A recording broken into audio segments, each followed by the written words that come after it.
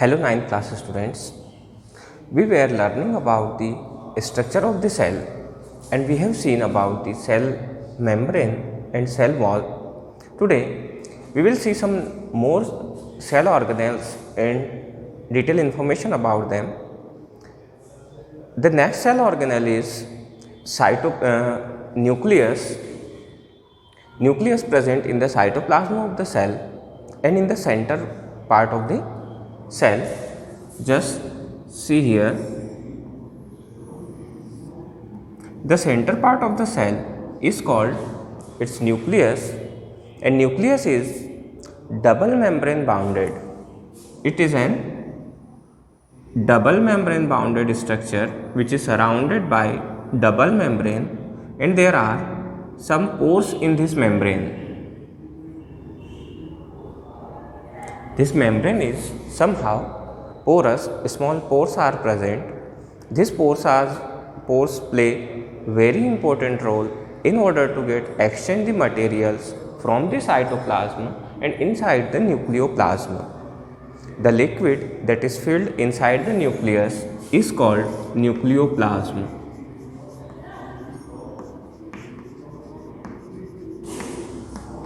And the liquid that is filled outside the nuclear membrane, in between the nuclear membrane and cell membrane, is called cytoplasm.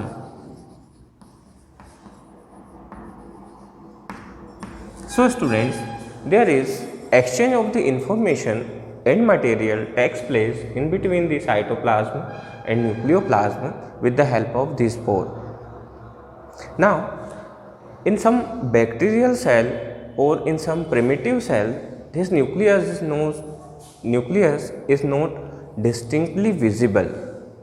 So, we call that type of cell prokaryotic cell.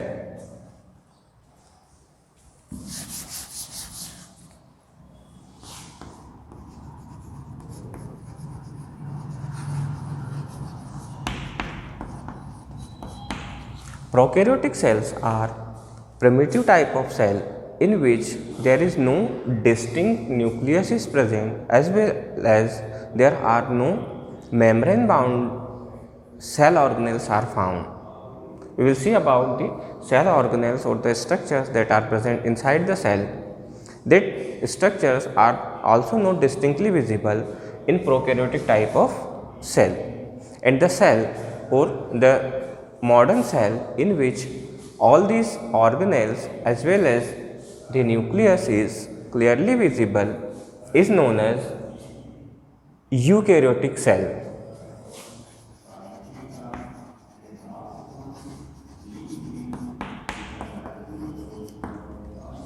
Now students, we can perform a simple experiment in our school in order to see the nucleus of the cell. Let's see what is there in that experiment. The experiment is called temporary mount of the onion peel, or onion root also can be taken instead of the onion peel. If we finely cut the onion peel and make it slide in order to see the cell present in it, then we can easily identify the nucleus.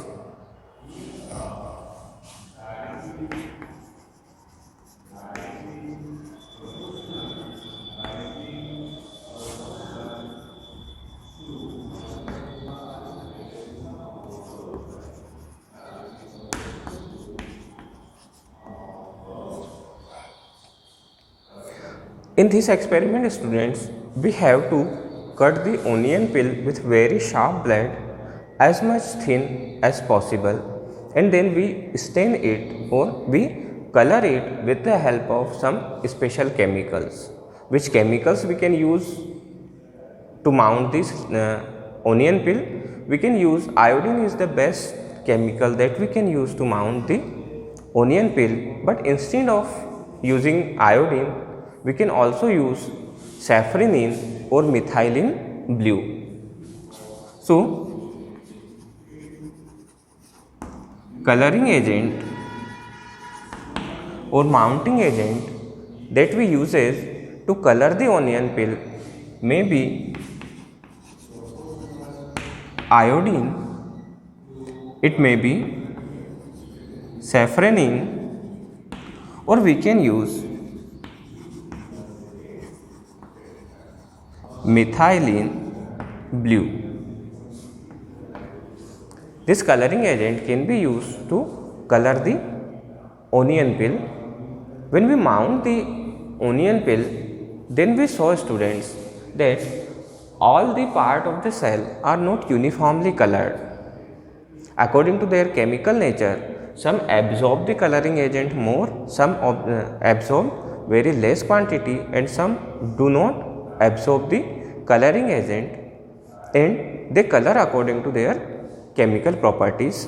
It is very important to color the onion peel, to mount the onion peel, because in absence of mounting we will not able to see the different cell organelle of the cell. Now this mount can be observed under simple compound microscope.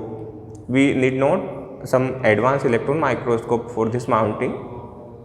Now let us see what are the properties of nucleus of the cell. Nucleus possesses some property. Let us see them one by one. First thing is this, student, it is covered by double layer nuclear membrane that we have seen.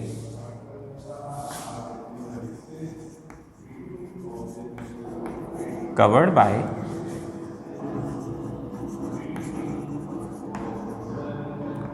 double layer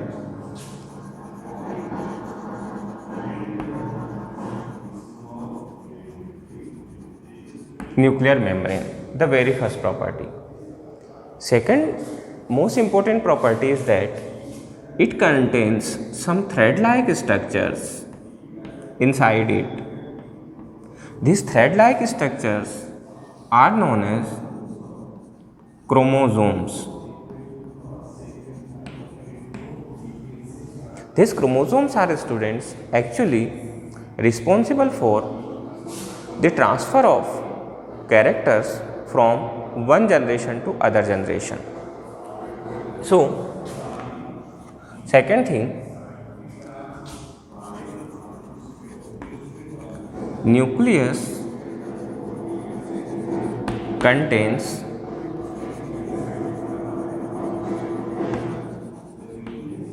chromosomes, and chromosomes are mainly made up of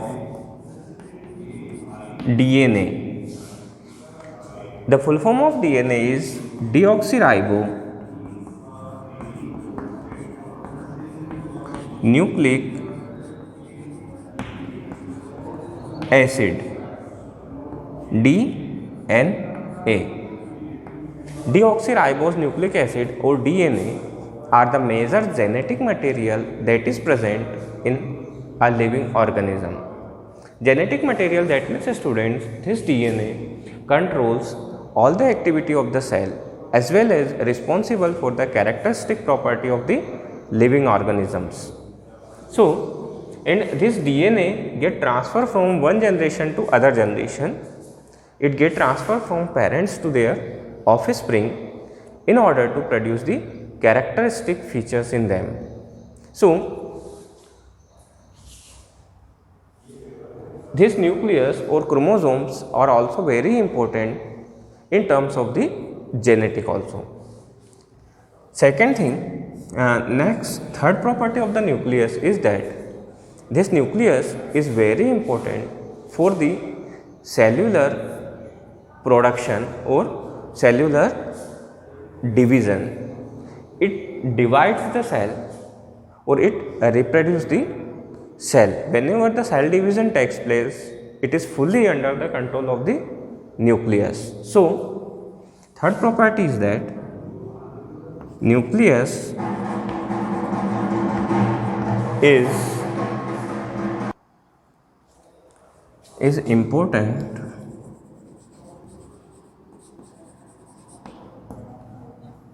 in cellular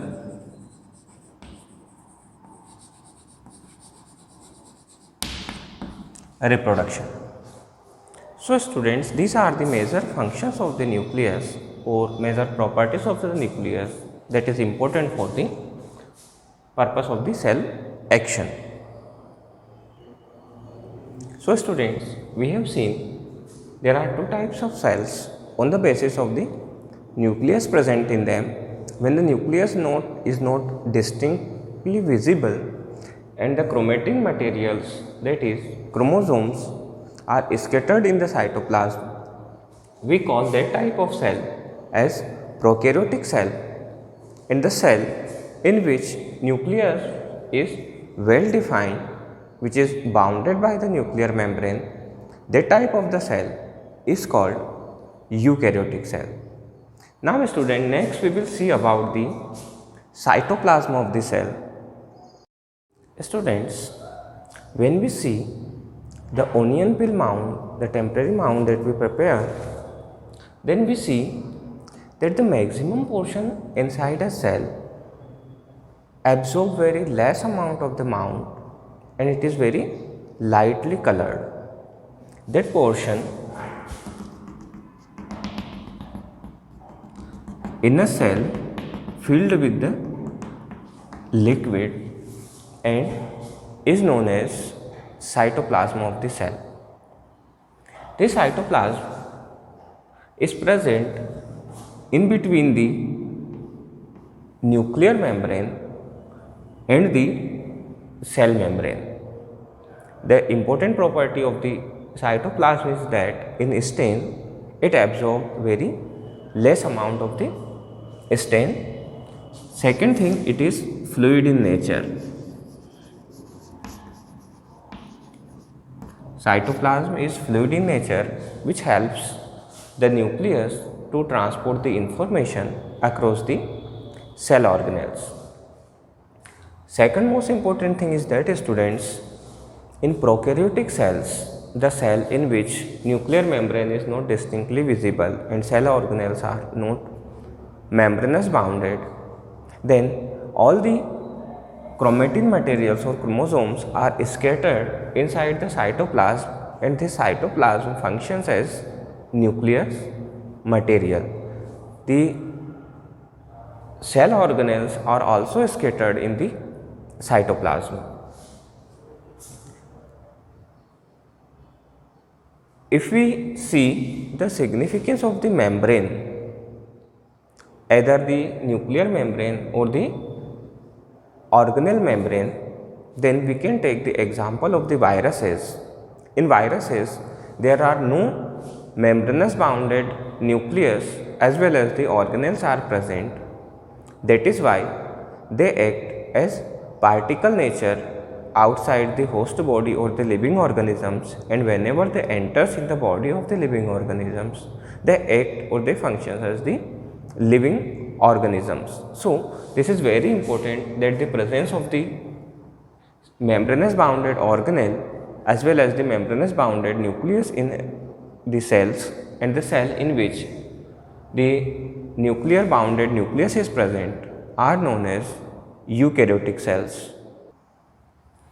Now students, let's see which are the important cell organelles are present inside the cell in the cytoplasm of the cell. There are numerous cell organelles present in the cytoplasm, but we have to discuss some of them.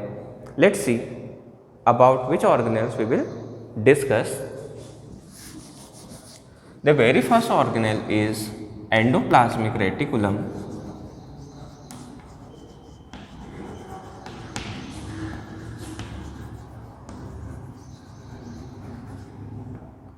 Or in short, we also call it ER. Second, we will discuss about the Golgi apparatus.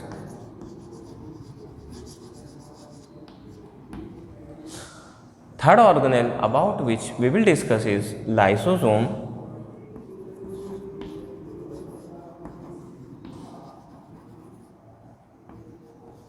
Fourth is mitochondria.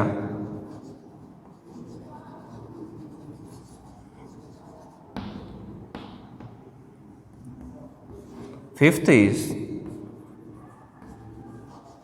plastids. Here, always remember student, these plastids are only found in plant cell and not in animal cell.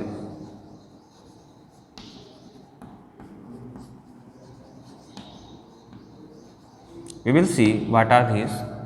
And sixth cell organelle about which we discuss is vacuoles.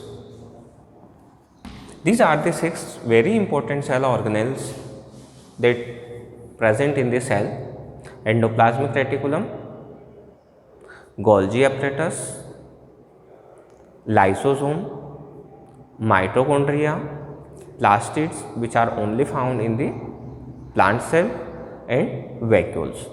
Let's discuss students about one by one in detail. First of all, endoplasmic reticulum. The position of the endoplasmic reticulum in a cell is just bounded to the nucleus. Here, this type of the structure you can see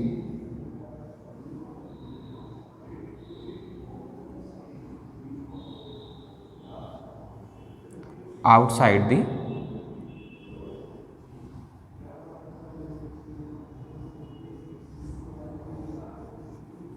nucleus. This structure is called endoplasmic reticulum. Two types of endoplasmic reticulums are found in a cell. One is known as smooth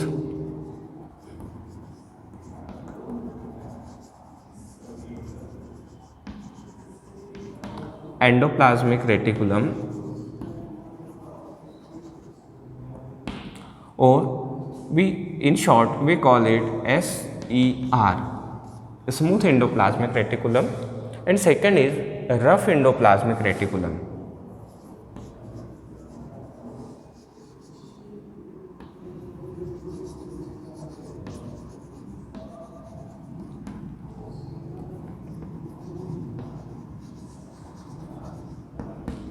Or in short RER, rough endoplasmic reticulum. Now see what is the difference between smooth endoplasmic reticulum and rough endoplasmic reticulum. It is the name are given on the basis of the surface of the endoplasmic reticulum.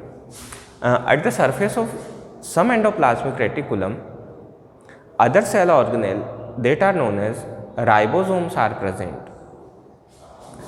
in the form of granules.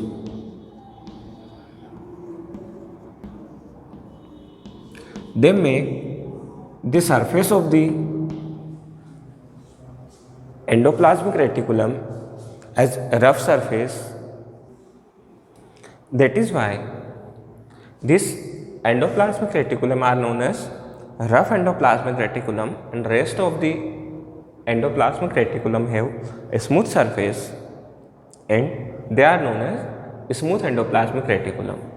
Now see what are the main functions of the endoplasmic reticulum in a cell. Here, if we see the position of the endoplasmic reticulum, then you can see that it is just adjacent to the nucleus of the cell. So, its main function is to act as the